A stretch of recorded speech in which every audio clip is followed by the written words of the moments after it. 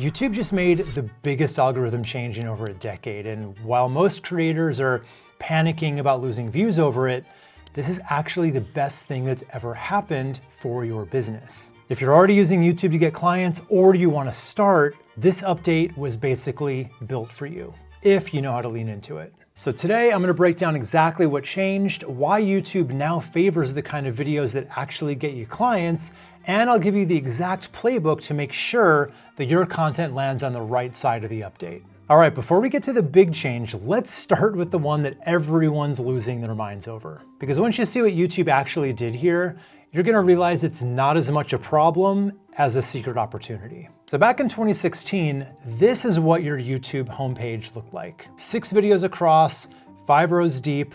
You're looking at about 30 thumbnails, all competing for your attention at the same time. By 2020, it dropped to 4 across. Still a wall of options, still pretty chaotic. And now we're down to 3. We got a row of 3 long-form videos, then a row of shorts, another row of 3 more shorts, and so on. YouTube's hand selecting a small number of videos per person based on their watch history. Not just throwing 30 options at someone and hoping that they pick yours out of a hat.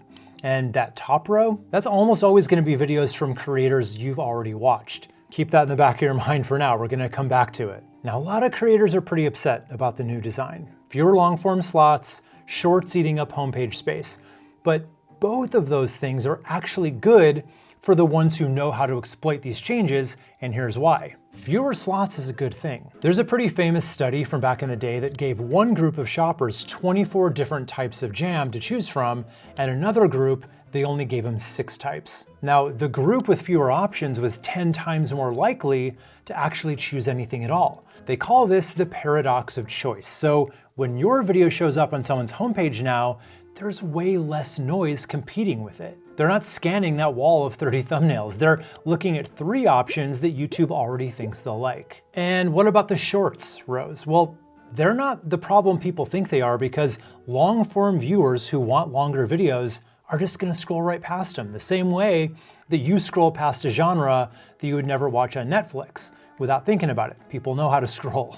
So now the obvious question is, how do you make sure that your video gets into one of those open slots? That's what the rest of this video is all gonna be about. So there are some big things that the algorithm is now looking for in your videos that just so happen to be perfectly aligned with what's gonna grow your business. Let's start with thumbnails. Now this is what used to work when your thumbnail was the size of a postage stamp, competing with 29 others. Everything had to be loud just to be seen. But here's what works now. Real, clean, your face is clearly visible, maybe a short counterintuitive statement or a visual that hints at a story. Loud got replaced by thoughtful and interesting. And for business channels, that's a gift, because interesting is what gets clients. Nobody's gonna be booking a discovery call because your thumbnail had the brightest yellow background on the page. And speaking of getting clients, I do have a free hour-long masterclass that's gonna show you everything that your channel needs to be able to attract and convert way more of them, and the link for that is down below in the description if you wanna sign up for it. Okay, so your title and your idea also matter more than ever now. Titles are more prominent, and the concept behind your video carries more weight because YouTube has fewer slots to fill and needs each one to land. Now, everything I've shown you so far is that surface level change, the stuff you can see on screen, but underneath all that, YouTube made a much bigger shift that changes how every new video gets judged by the algorithm. I like to think of this as the difference between how Uber used to make money versus how it does now. So way back in the day, they charged you based on distance and time, right? And you wouldn't know what it cost until the ride was over. The longer that driver took to get you there, the more they earned. So some drivers took the long way on purpose. Until Uber noticed that passengers who felt like their time and their money was being wasted stopped Ubering places. So they changed over to preset pricing. The whole point was to increase rider satisfaction, not how long they were sitting in the car. Well, YouTube just did the exact same thing. Now, for over a decade, YouTube rewarded watch time above everything, right? The longer someone stayed on your video, the more YouTube pushed it out. So creators learned how to game it. They would stretch a 6-minute idea into 20 minutes of padding and throw in artificial cliffhangers, anything to keep you on the scenic route as long as possible. And just like Uber, YouTube realized it was killing the overall session time that people were spending watching videos. So YouTube changed the metric. It's not just about how long you watched, but how did you feel about watching? Did you actually enjoy it? Would you come back? Did you feel like your time was well spent? And they track this through things like surveys, likes, shares, return visits, and positive versus negative comments. You can't see the score in your dashboard, but it's definitely running behind the scenes on everything you post. So what does this actually mean for your videos? Well, a focused 8-minute video that completely solves someone's problem now outperforms that bloated 20-minute version that people are going to shut off halfway through. So if you're a business owner making content that teaches real stuff, that actually helps people and respects their time, you just went from being penalized by the algorithm to being exactly what it's looking for. This is the first time where the algorithm and the content that gets clients have been fully aligned. And a big part of how YouTube measures satisfaction is whether your video actually has something new to say. Because if someone clicks your video and it feels like they've seen this exact take 3 times already this week, that's not a satisfying experience. That's a waste of their time. And that's where a lot of business owners are gonna really need to rethink their content strategy. Because that old playbook that every YouTube guru teaches that says, find a proven video in your niche and then make your version of it is now pretty much the best way to get buried alive. And YouTube's own engineers gave us a really good explanation about how they look at videos for freshness. The new algorithm tags every video with 8 unique tokens. So let's look at this example video from Jasmine DeLucci, why choosing between an LLC and an S Corp is costing you money, and we'll see how this works. Token 1 is the category, right? This is the most top level, and it's pretty much either gonna be entertainment or, in this case, education. Token 2 is the niche. In this case, it's business. Token 3 is the sub-niche, tax strategy. Token 4 is the subject. Here it's LLC versus S Corp. Token 5 is the format. Now, I would call this a comparison style video. Token 6 is the style. I would say this is a talking head with graphics. And a lot of videos could be made of these same 6 tokens, but these next 2 are the ones that the algorithm really focuses on. Token 7 identifies the actual idea and content in her video. In other words, it's the actual information, her examples, her opinions, her stories, point of view, and her ultimate recommendation. And token 8 is what they call the signature. This is her speaking style, her face, her background, graphics, music, everything that sets her video apart from another video, even if you were to use the exact same script. Now, this video actually did pretty well within the new algorithm, so we can assume that she had some new ideas and new takes that YouTube hadn't really seen before. In this particular case, she goes against the grain, and her advice is that you don't really have to choose between an LLC or an S Corp. You can have both. So when this happens and YouTube identifies a new idea, they draw a circle around that video. They call this the conflict radius. And this video owns that territory now. If you were to copy her video, it would land right inside her conflict radius. Same idea, same angle, same examples, and guess what? YouTube is gonna limit how many people ever see it. And the closer you get to the center of her conflict radius, meaning the closer it comes to her video, the worse your chances are of YouTube ever showing your video to anybody. The more you can differentiate it, the more it moves away from the center and your odds start to go up. But if you were to bring enough of a new angle, right, a different story or information that video didn't cover, you can land outside the circle. And then YouTube draws a new one around yours. You claim your own territory, and then YouTube pushes you because you're giving the viewers something they haven't gotten yet. So how do you make sure that all your videos always land inside your own circle? Well, there are 4 ways to do it. The first is to remix, not copy. Most people hear, make your take on a proven topic, and then they go find one successful video and they basically remake it with their face on it. That's not a take, that's a knockoff, and YouTube's gonna catch it. Instead, you wanna find like 2 or 3 proven videos on the same topic.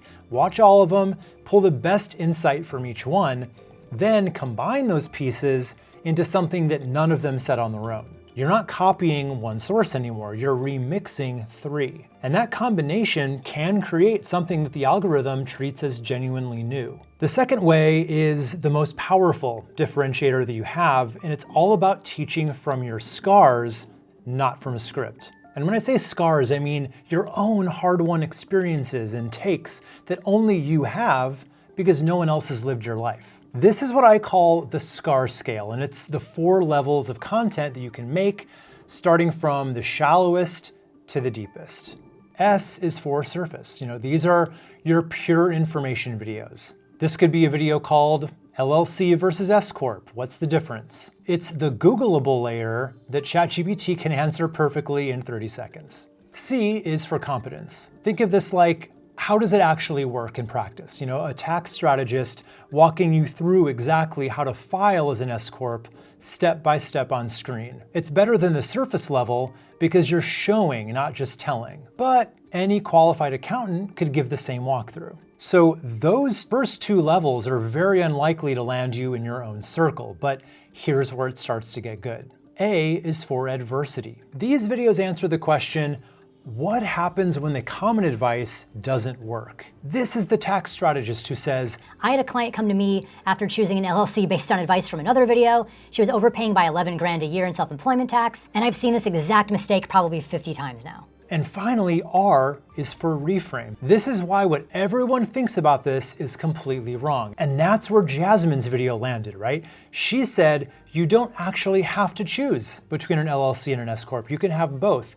And obsessing over which one to pick is the thing that's costing you money. That's not just a tip. That's a complete reframe of how someone thinks about their business structure. And it takes years of seeing that same mistake play out to be able to earn that perspective. So if your content lives at the top levels, you have competition everywhere. But if your content lives down here, nobody can touch you because nobody else has your scars. And your scars are the one thing that will never land inside someone else's circle. Now, the third way to create information gain in your videos is to report the news. So whenever news breaks in any niche, there's a short window where the demand spikes and the supply is almost 0. So if you're fast enough to get a video out in that window, information gain is basically guaranteed because no one has covered it yet. I remember last year when ChatGPT 5 was about to be released, it was a really big deal, and I knew that it was coming out any day now. So I was ready to just drop everything when it did and get a video out as soon as I could. And that's exactly what I did. I remember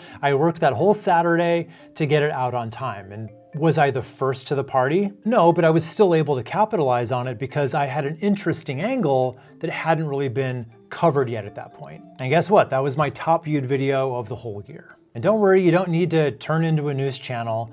You just need to be fast enough to be the first in your niche to break a story once in a while. And you can even just set up an AI agent like ChatGPT or Claude or whatever you like to send you a daily briefing on anything news related in your niche. Then you just look at it every morning, and if something looks big enough, jump on it. But here's the thing, if you're gonna do it this way, don't do the whole thing where you write a script, don't overthink the production, write out some quick notes, turn on the camera and just get your take out there. Unpolished is completely fine for news videos because speed is the whole point here. And the fourth way is what I call the AI twist. So if your niche can be paired with AI in any way at all, you're sitting on a massive gap right now. AI as a topic is still huge, and it's also a great way to differentiate yourself. Think about a therapist talking about AI therapy, or a web designer reviewing AI website builders, a financial advisor testing AI portfolio management. These videos barely exist in most niches, and every time that there's a major AI update, you get a free excuse to make a fresh version of it. That's built-in information gain on repeat. Now remember earlier when I told you that the top row of the homepage is almost always going to show videos from people you've already watched. So this is where everything comes together. Once someone watches one of your videos and has a satisfying experience, YouTube puts you in a very small group of creators that can show up in that person's top row next time they open the app. And every video you make using these principles earns you a seat at the table for that viewer. There's only one catch, right? You have to get them to watch you that first time. Until someone's seen one of your videos, you don't exist on their homepage. So none of these algorithm advantages kick in until you get that first view. So how do you get that first view? By taking advantage of YouTube's other algorithm, search. So when someone types in a question or a problem into YouTube's search bar and your video is properly optimized to show up for that exact thing, that's your front door. That's how a complete stranger finds you, watches you for the first time, and triggers the whole homepage loop that we just talked about. And I do go into exactly how to make this work for you in my free 60-minute masterclass, How to Attract Unlimited Clients from YouTube. So click right here to watch that on demand or whenever works for you this week. So click right here, and I cannot wait to show you this stuff. I'll see you over there.